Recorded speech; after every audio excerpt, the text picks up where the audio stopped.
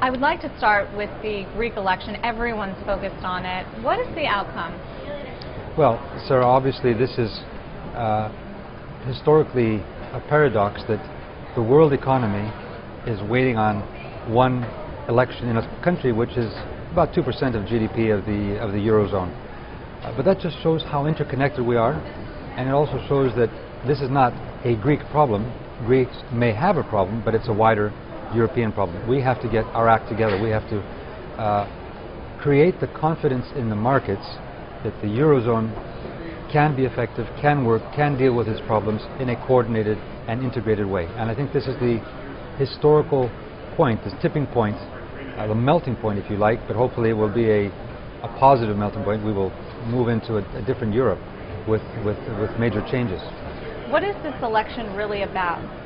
This election is very much about whether Greece continues on a difficult path of adjustment, maybe with some modifications in its program, because this austerity has been very tough, and it's not just austerity we need growth, but we also need real structural changes. Greece is not a poor country, it was a mismanaged country, and it was a country which wasn't producing products that were competitive. So it's not just making ends meet and breaking even, it's reorganizing so that we develop our comparative advantages, and we have many in Greece. Whether it's the green energy or our shipping or our tourism or our agriculture, we need to develop these to become more competitive.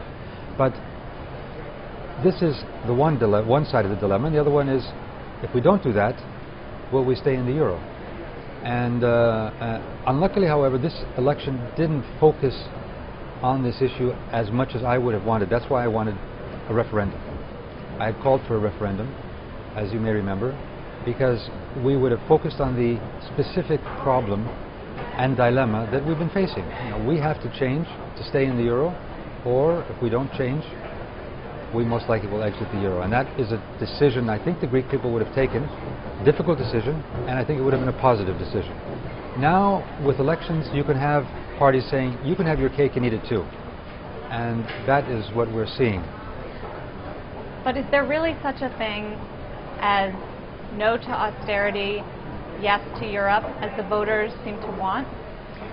Well, I think I would say that we can have some modifications of the program, but we need, I would say, yes to responsibility, fiscal responsibility, which would also include a growth strategy, not only for Greece but for Europe, because Europe is in a wider recession, many parts of Europe in a wider recession, particularly Southern Europe, but also the types of structural changes we need to become competitive.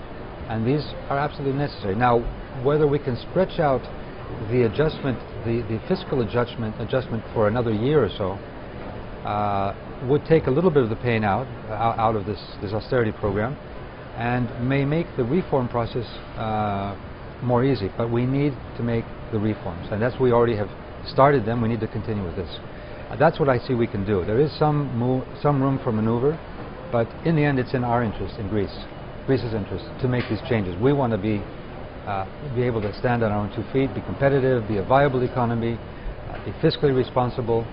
That was my mandate, and that is what I hope we can be proud of soon. But you've been at the negotiating table before. Is it realistic that the candidates, whoever wins, will be able to renegotiate the bailout with the creditors, the EU, the ECB, and the IMF, and still receive the money that Greece so desperately needs? Yeah.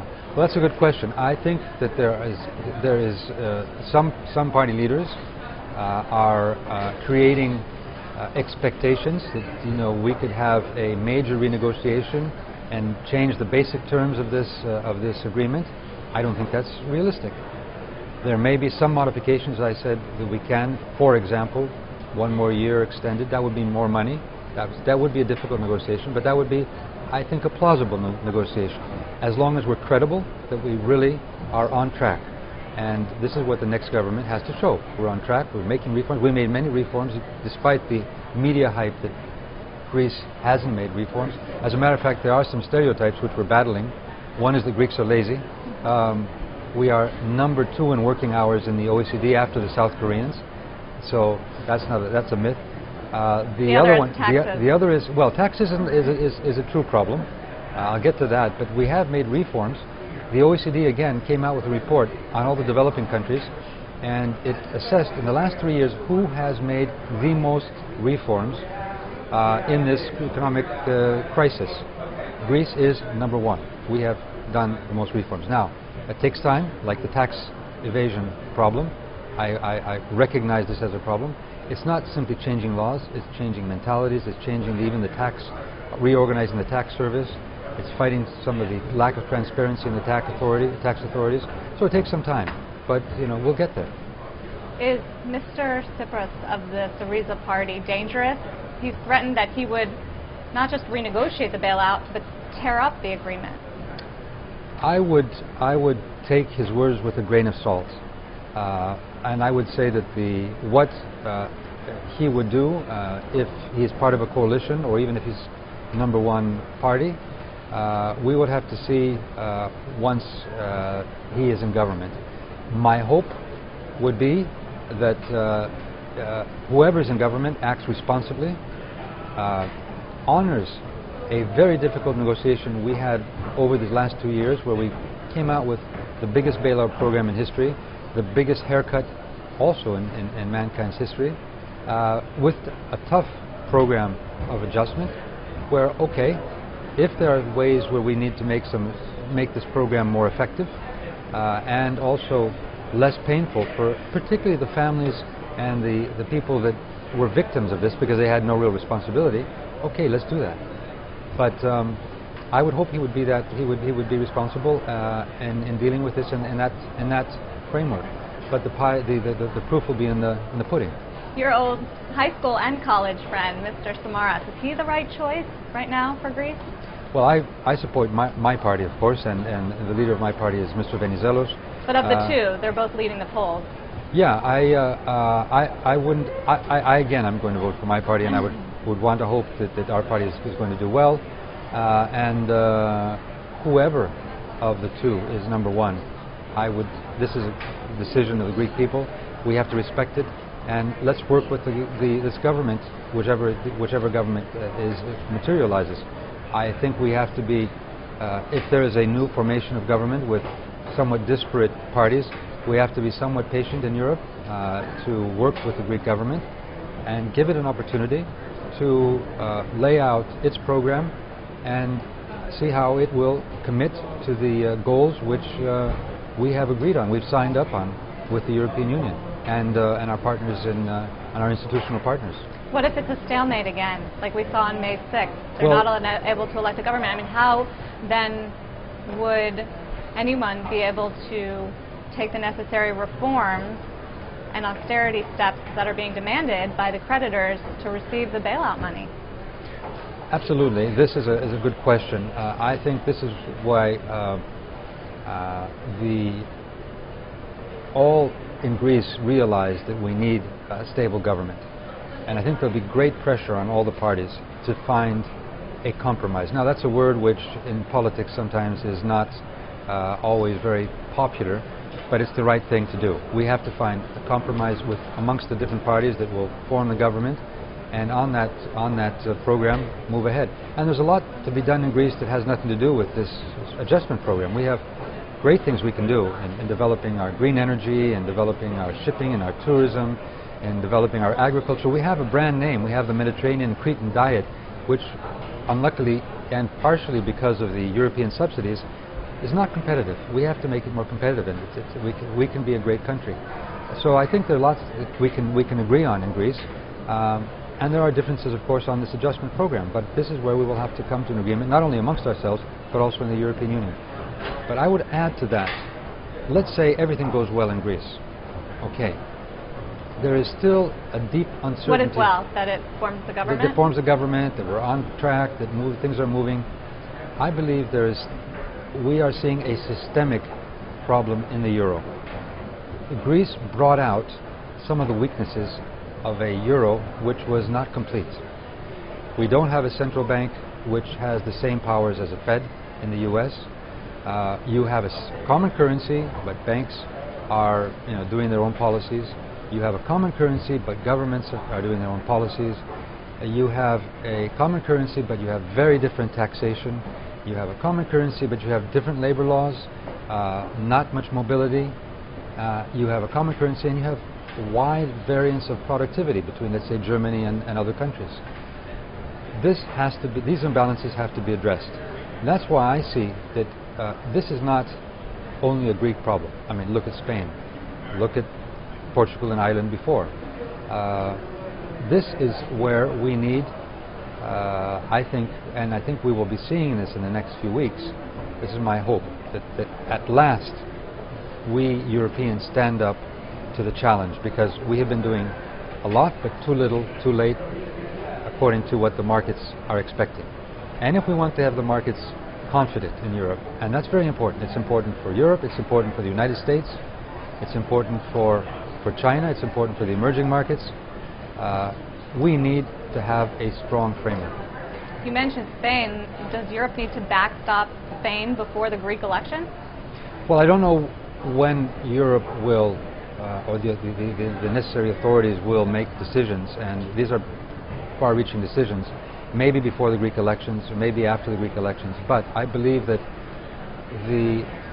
we have to find a way to recapitalize the Spanish banks. This should have been done in 2008, not only for Spain. We should have solved the banking crisis in 2008. We're in 2012 in Europe, and that shows that we didn't take the right decisions. The U.S.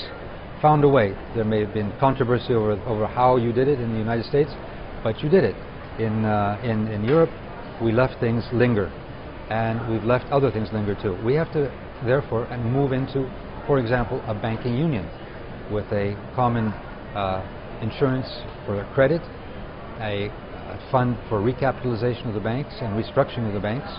We have to move into a fiscal union for monitoring the fiscal responsibility of each country. We have to move into an economic union for more tax harmonization. A social union, I would say, where we should have a common policy on employment as far as benefits are concerned. For example, I've been an advocate of a European voucher where a young unemployed person can take this from Greece and go to Germany, or from Germany somewhere else, to any school or any training center, and to eventual employment. And we need more democratic Europe too. This has to be a citizens project, not just a project of the economic or political elite. Is Germany standing in the way of all of this? I wouldn't say Germany is standing in the way. I think Germany is right now at a point where it is doing well. It's feeling quite confident. Its economy is booming. It went through 10 years of change.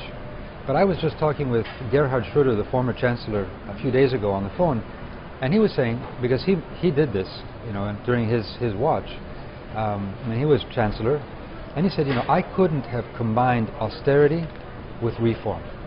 I broke through the Maastricht criteria. I think it was twice what he said, and but I was able to reform Germany.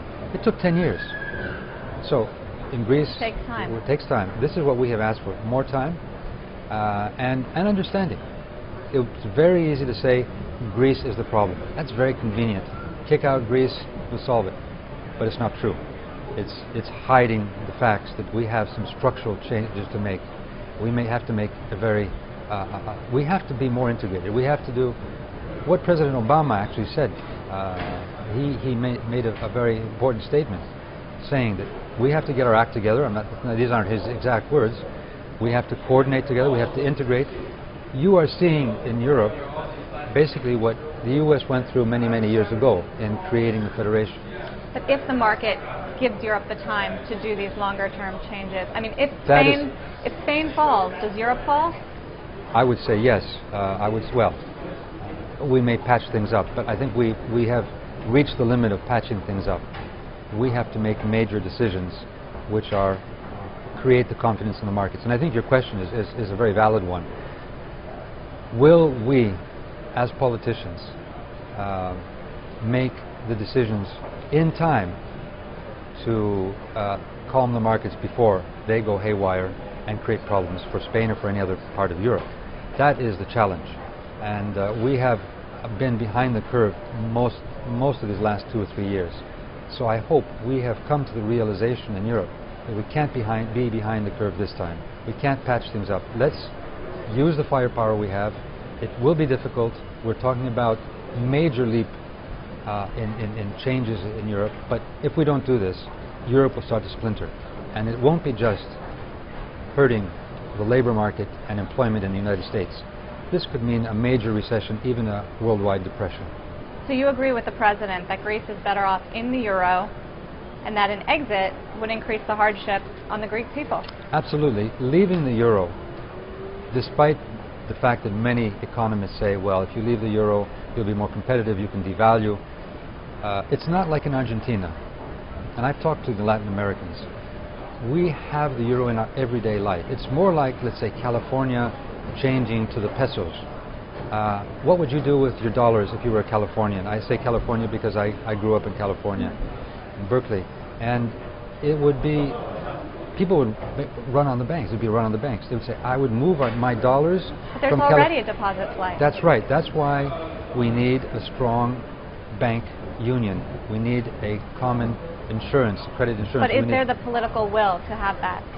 That's a good question. And I think now is the point where, we have to look at ourselves in the mirror, look at reality, and say, this is the point where we have to make this decision.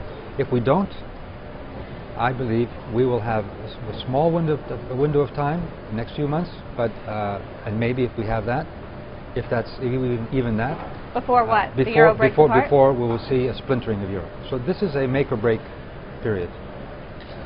Greece specifically, how long? And let me also add that the Greek exit not only will be bad for Greece, and you'll have hyperinflation, 20% lowering of the GDP, minus growth, and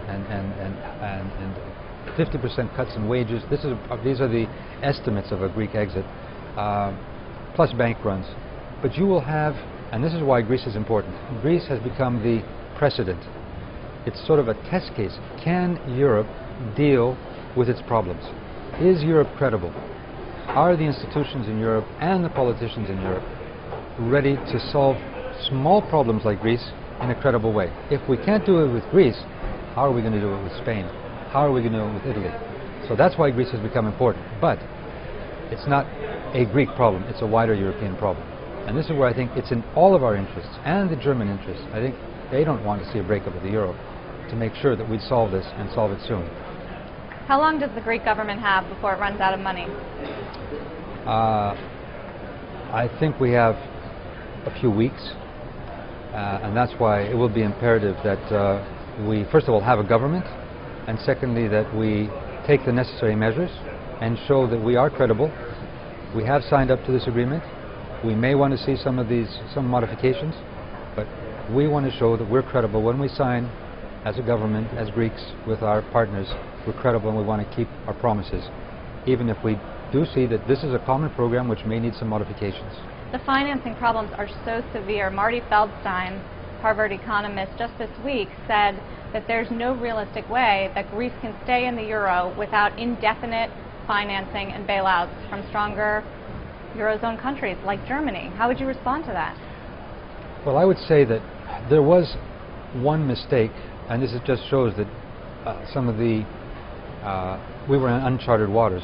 You may remember about a year and a half ago when Angela Merkel and Nicolas Sarkozy announced in Deauville the new treaty, the ESM, which is the support mechanism, that if anybody, any private sector investor invests in a country that defaults, the private sector will take the hit. Now, what did that mean? It immediately created a divide in Europe between the high risk and the low risk countries. And that's what we have in Europe. And I said then, very quickly, I said, with that kind of a treaty and with that kind of a mentality, Greece will most likely have to be supported for the next 10 years. But that's what happened. I'm not saying that we'll have to go that long. I hope we will be able to make the necessary reforms to really get growth in Greece and be competitive. We have lots of comparative advantages, but we do need the time to make these changes. You keep mentioning the word competitive. I mean, how long is it going to take for Greece to become competitive while it stays in the euro? That's a good question, because this is the first time, well, maybe not the first time, but the first time in recent history where we're trying to do this within a common currency. And that's can't why devalue. that's why the so-called internal devaluation is politically very difficult. I think it's one of the reasons why we had difficulties as a government. Internal devaluation means that you basically force down wages and to become more competitive. But that's not the only way. In Greece, for example, the fact that we're not competitive is also to do to lack of a good bureaucracy. We have lots of red tape, lots of lack of transparency, bureaucracy. We have also not invested in areas where we could invest. We haven't brought in foreign direct investment where we can have investment. And there are people waiting. The Qataris, I talked with the Qataris, and they said, we have $5 billion ready to invest in Greece. But they didn't. Why? They're waiting to see what's going to happen with Europe. Is Greece going to be in the euro? Is Greece going to be out of the euro? Is this going to be contagion? Is this going to stabilize? If we don't stabilize, nobody will invest, nobody will consume, nobody will borrow, nobody will lend. And of course, this is what we've lived through the last 2 years. So understandably, we're in a difficult situation. But it's not simply a question of financing Greek debt. It's a question of creating a secure environment for investment and for the investor. And I think this is what the markets are saying. Listen, Europe has great potential. Create the necessary framework where we can be confident in what you're doing. And that's what we want in Greece. Living 2 years of uncertainty was sometimes more harsh than the austerity itself. Living 2 years of stereotyping and Greek bashing was sometimes more harsh than the austerity itself. Let's get beyond this. Let's create the stable environment. Let's not try to blame each other for the problems, and let's solve it, move forward. Do you blame yourself? Well, I did what was humanly possible in a very difficult situation. I did all I could do. I reached the point after 2 years where we were able to say we have a major program in place. We have major reforms we've already done.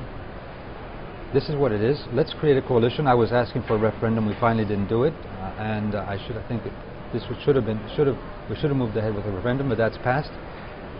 We created a coalition which then further implemented many of these changes and reforms in order to get the PSI, the so-called PSI, in place.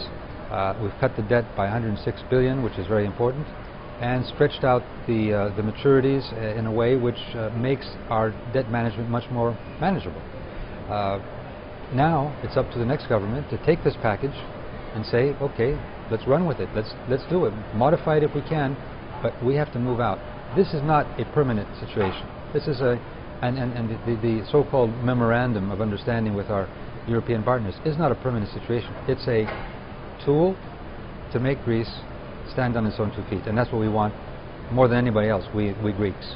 You kept Greece temporarily solvent through your time as Prime Minister, but the cost, a deep recession, social unrest we've seen, and now utter frustration, shattering your own party and costing you your job. Was it worth it? I think it's worth it. I mean, this is not, when I believe in politics that, we're not permanent fixtures in power. Either we serve our country in the best of ways, and that could be a cost, a personal cost, or I wouldn't want to be in politics. I'd be on a Greek island enjoying myself. I felt that this is what I had to do for my country. You can be criticized whether it was right or wrong what I did, but I knew that if I didn't do this, we would be in a much worse situation. We didn't have access to markets. We would go bankrupt, and bankruptcy would mean a real catastrophe in Greece, and most likely a euro exit from the first few months of my prime ministership. So we've survived. We're above the water. We have difficulties. We're still in deep waters, but we're above the water, and this is where we need the time and the protection, not only for Greece but for the wider European zone, so that we can continue the reform and show that Greeks can do amazing things. There are many Greeks in the United States. There's a great diaspora here. They're a thriving community. We just need the right environment. How severe is the capital flight, the deposit flight out of Greece into banks like Germany? Well, that's been one of the problems. That combined with the fact that the banking system, not only in Greece but in Europe, has been somewhat worried over the last 3-4 years to lend out, worried about their accounts, trying to simply hold on to what they have. That hasn't been conducive to growth. So we've had Getting worse. and it's getting worse. That's why we should have solved this problem in 2008. We didn't. And that's why one of these issues is the banking union. But I would say that, yes, the Greek people, when they hear every day for 2 years that we may exit the euro, as it would be like somebody in the United States and some states thinking that they would change into some other currency, they say, well, what do I do with my dollars? What do I do with my euros? I take them out of the bank, put them under my pillow, take them to another country, and that, of course, is undermining our recovery. So this is as much a sovereign debt problem as it is also a banking problem. And that was not, people were, many who created this program, which we're in, this adjustment program, didn't realize how much that could affect our recovery. Because there were many predictions of growth. But if you want growth, you need investment. You need banks to be working. You need people to lend. There are lots of entrepreneurs in Greece that want to create new companies. They can't get money. No. There are lots of entrepreneurs that want to trade, but they will say outside, even in Europe, they'll say, if I'm going to trade with a Greek, I want my money up front. Well, that's very difficult. So we have to solve this problem. Are you transferring your own money out of Greek banks? No, I'm not. I'm voting for Greece. Not that I have a lot of money, but anyway. You've told me how you would like to see this crisis end and your vision for Greece within Europe, within the euro. What is more likely? What is the end game for the Greek crisis? I think historically, if there's no accident, and nobody can exclude an accident, everybody now realizes in Europe that this is not a Greek problem, that this is a wider problem. And Spain, the crisis in Spain, I'm not happy that it's there, but it has focused the minds of everyone that, listen, this is not something that you can solve just by a program for Greece, Portugal and Ireland. This is a wider systemic issue of the Eurozone. Some of the lack of some of the bricks in the architecture of this, when we first gave birth to this euro common currency, where we had the lack of a central bank, central fiscal policy and economic policy. That's why I believe there is now a will, and I think we'll be seeing it in the next few days. I believe people like Draghi and Van Rompuy and Barroso and Juncker will be getting together. They'll be announcing things. I think some of the leaders will be getting at the end of June. There'll be a summit. By the end of summer, I think there'll be new decisions. So I would say, if I was speaking to the markets, now the markets aren't led by somebody, they're sort of work on a very sort of crowdsourcing way. Very quickly. Be calm. Yeah, very quickly, but be calm. Europe is moving. If you can, there can be a truce between markets and Europe. Let Europe do this, because Europe is moving in the right direction. Now, but is it moving in the direction with Greece? Yes, it is. I think Europe wants to see Greece become a success story. It's a difficult story. We're in one of the most difficult times. Maybe we are having elections at the most painful moment of this adjustment program, and maybe that's why we're getting these sort of protest results.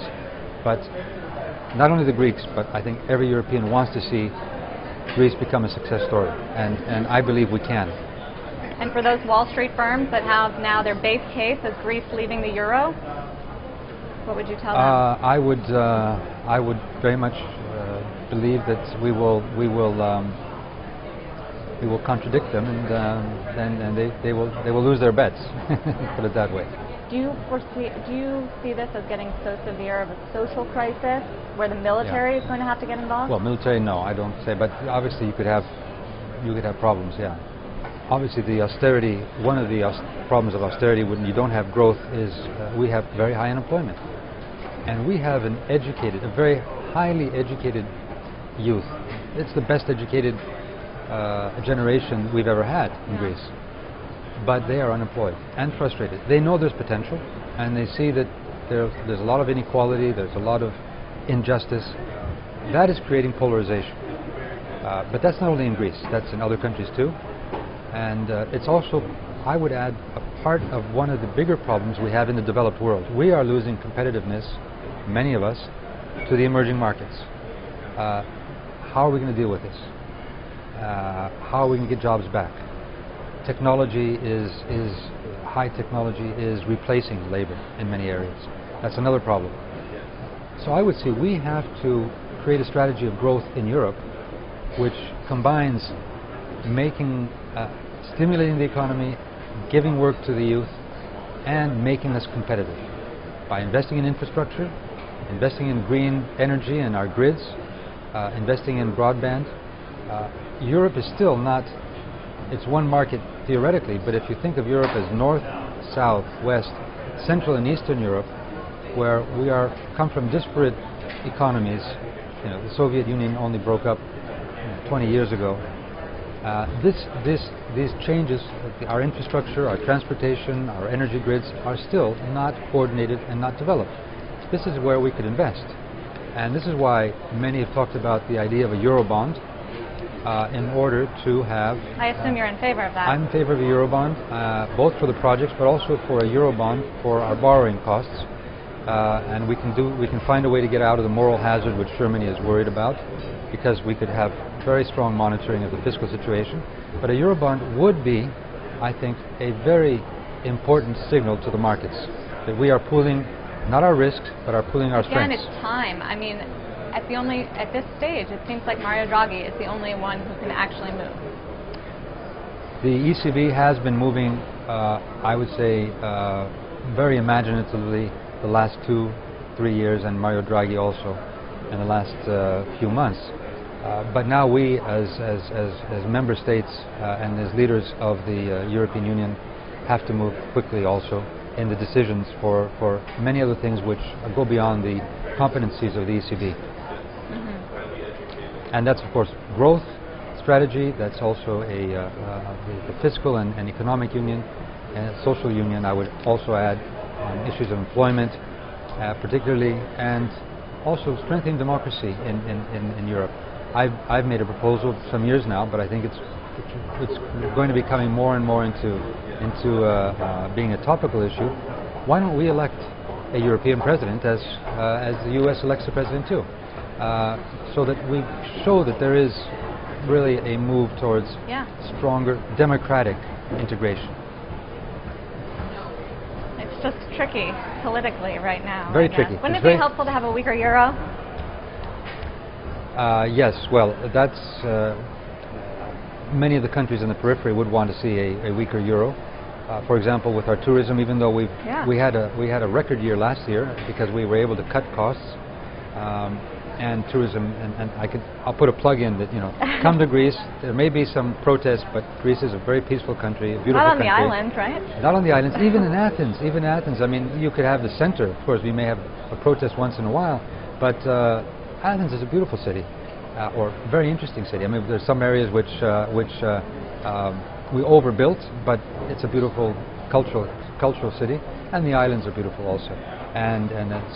But we should go to a Eurobond. We should come to a Eurobond, and I think this is a question, politically tricky, but yes, it is something we now have to make these decisions.